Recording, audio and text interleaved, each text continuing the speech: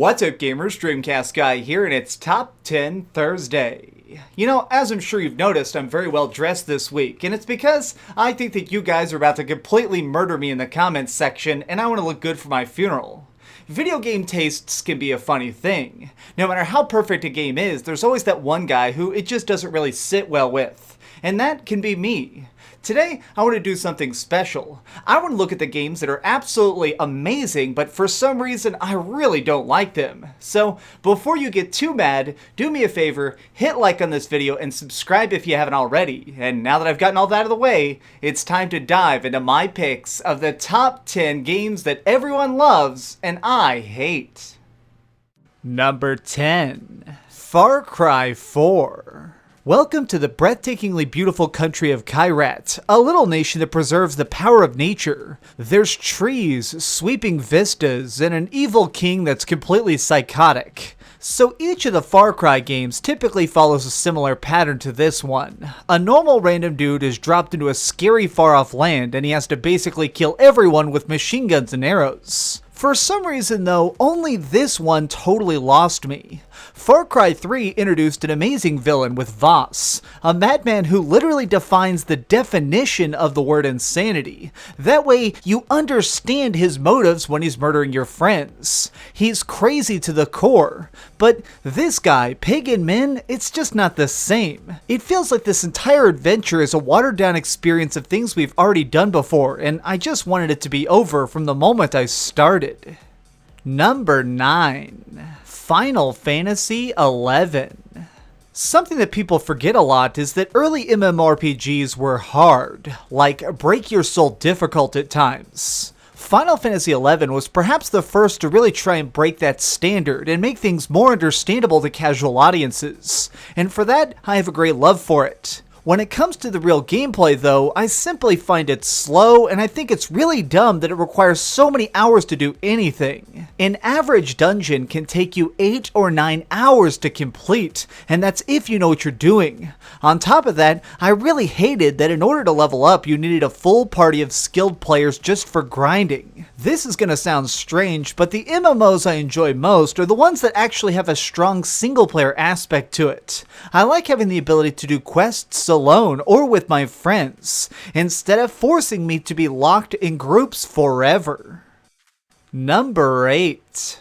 XCOM Enemy Unknown. Now I'm sure somebody is going to want to cut my throat for even saying this, but XCOM is really not my taste. While the combat itself is extremely fun, my problem is with the long boring moments between missions. It drives me nuts that I can be airdropped into a destroyed army base and tactically defeat a giant force of evil aliens, only to be safely evacuated and spend the next 30 minutes staring at resource menus and upgrading every little unit and trying to freaking assign research points. It's this depth that made this series so incredibly popular, and yet it's such a pace ruiner for me. When I'm in the field and actually getting into fights, I'm grinning from ear to ear, loving every single second of it, but then I just have to sit over all these stupid spreadsheets and calculate who deserves a rocket launcher or something like that. Being slightly more simplified would have improved my overall fun, but even knowing that, I get the fact that I'm just wrong here. XCOM is great because of all this, and it's me who's the dummy. Number 7. Timesplitters 2. Occasionally, I track down a certain game just due to the fact that I hear it's so legendary. These games, even if I don't like them, can often teach me lessons about game design, so I do like playing them for that. Here's an example of a project though that I just don't quite get why it's so famous. Now let me be clear, I see that millions of people like this game because it's, funny and has great shooting controls, but it doesn't feel special. I've seen games that do jokes better than this and FPSs that do better gunplay. It just didn't seem to hold my interest. While playing it, I just wanted to shut it off and play something like Borderlands since I know that that's at least going to make me laugh. I'm not really insulting Timesplitters here. For its era, I'm sure it was groundbreaking. But now, in 2018, I don't think it stands out in a truly interesting way. So therefore, it feels like a bit of a waste of time.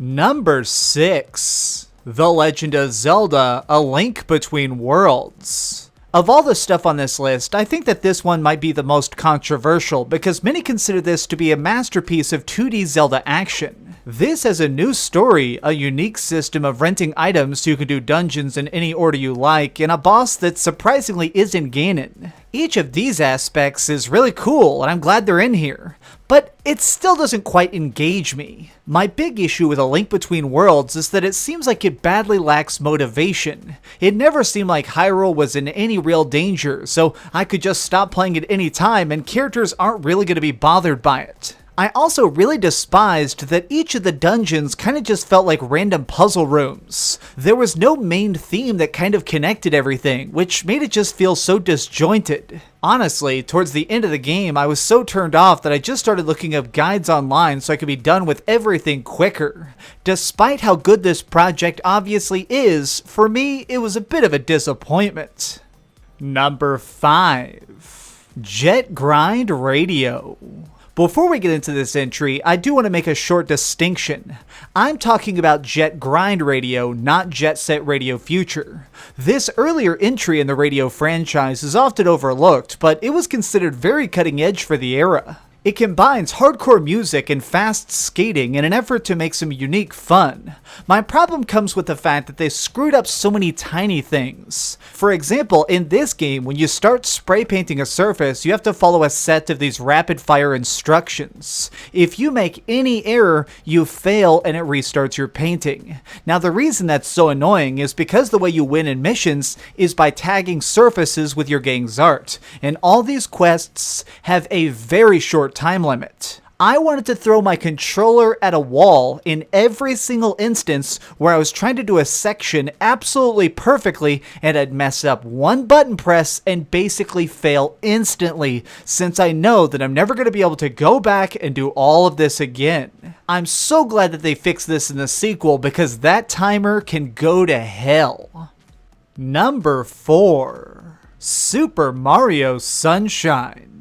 Let's take a trip back in time together to the early 2000s. This was a period when game companies were trying to experiment more and come out with projects that had never before been possible, because at last, they had consoles that were finally strong enough to make some really weird stuff. Of all the studios at the forefront of this movement, none dove in more quickly than Nintendo. At the dawn of the GameCube's life cycle, they released what some called the Dangerous 3. This was The Legend of Zelda Wind Waker, Metroid Prime, and Mario Sunshine, a trilogy of very different games that broke the mold of their respective series. While I absolutely loved 2 of these, Mario was just really not my style. Controls felt stiff, the whole cleaning part of levels was really tedious, and I didn't care for the overall design of the land. I really don't like saying that because I can see that this project is amazing, I just can't seem to enjoy it. No matter how many times I've picked up the controller and hoped that this would be the time where I could finally get it, I never do. It's truly one of those games where I just wish I could take somebody else's view of the world and put it on mine, so I could finally see why everybody just worships Mario Sunshine. Number 3. Assassin's Creed Origins. Right now I feel like I'm on an alien planet because everyone seems to be talking about how perfect this game is. I've heard it called the pinnacle of the Assassin's Creed franchise and a total reinventing of open world RPGs, and other stuff that in my opinion is dramatically too much. Let me just break this down. There are 2 glaring flaws that utterly destroy this for me. First off, I really don't like the characters, but specifically Bayek himself. He kinda sucks. His motivations for founding the Assassin's Brotherhood and going on this giant journey are so thin. Clearly he wants to avenge his dead family members, but he never really seems all that driven by it. I just can't help but compare it to previous heroes that were much better written, like Ezio or freaking Altair. They had real problems and a need for revenge, and Bayek just seems to lack that. The other thing is that I just felt like the world was way too bland. This is one of the most generic sandboxes I've ever been in. fun. The quests themselves are actually pretty well written, but I felt like I never had fun doing them. Something I was doing for the experience points or the money instead of for the enjoyment. To really sum it up, I'd say that Assassin's Creed Origins is like a jacket that's a little bit too small. Everybody says that it looks fantastic and that it's cool, but when I try and put it on, it just doesn't work. I wish I could see what everybody else seems to be in love with. Number 2. Demon's Souls. We can pretty much all agree that everything that From Software has worked on is epic in its own way. Whether it be the mech combat of Armored Core or the huge bosses of Dark Souls, each title has something to admire. However, with that being said, there is one that I don't think quite fits in, and that's Demon's Souls. This is the only game I've ever played from this studio that feels rushed. The general layout of places feels kind of lazy, the combat is not really as fluid as I'd like, and personally, I thought that the upgrade system really made no sense. I had to read a lot of guides online as to what exactly all these different stats do before I could even start getting anywhere. Now I know that's part of the magic of the Souls series is being confused, but this one specifically, it didn't feel like it was intended. I seriously believe that this game was made on a very strict deadline, that Sony came in and said, hey, you got 1 year to make some sort of giant sword-swinging adventure, and this is what they came up with. Now, I'm not saying that it's garbage at all. It's clearly a freaking masterpiece. My issue just arises with the fact that it's not nearly polished in any form. This could just be a matter of the fact that I played the games basically backwards. I beat Dark Souls 1, 2, and 3, and then went back to Bloodborne, and then beat them all again, and then finally Demon's Souls. Enjoying all that expertly crafted fighting, and then coming back to this, it makes it feel like a giant downgrade. This project has potential, but in my opinion, right now, it's nothing super great.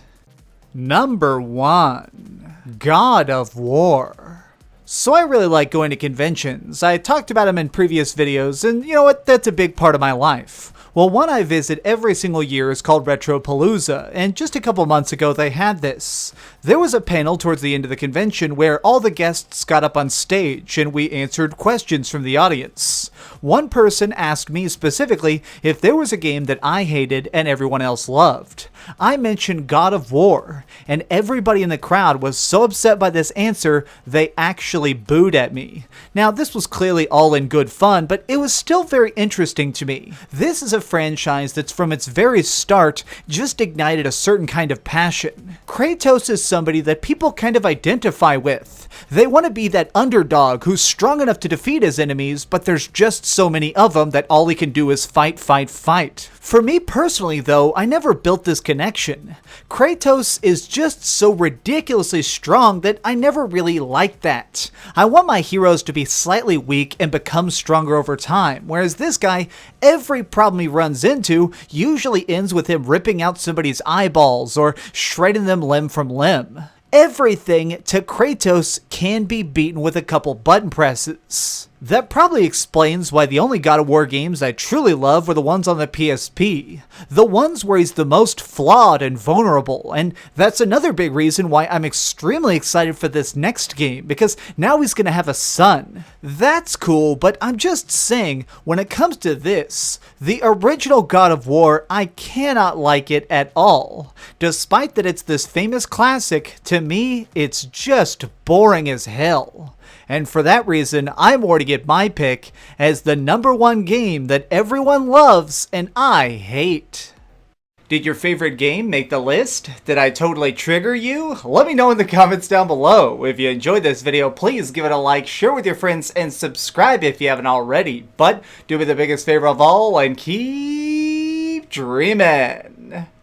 Oh man, I feel like that there's going to be so many angry videos made about this. Before you start filming, let me just say, I know you are right. I am wrong. These games are fantastic. I'm the dipshit here. So, thank you for watching, and hopefully I was able to entertain you with just how freaking incorrect I am. Now, I'm gonna take off this freaking tie. Oh my god, it feels like I'm being strangled by freaking thigh.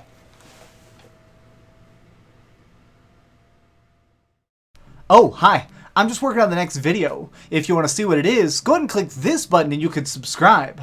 Also, if you click these video links, you can see my latest review and my latest top 10. Now I'm just going to sit here for a minute and wait for you to subscribe. Oh, I guess I could put on these giant glasses. I literally found these on a roller coaster.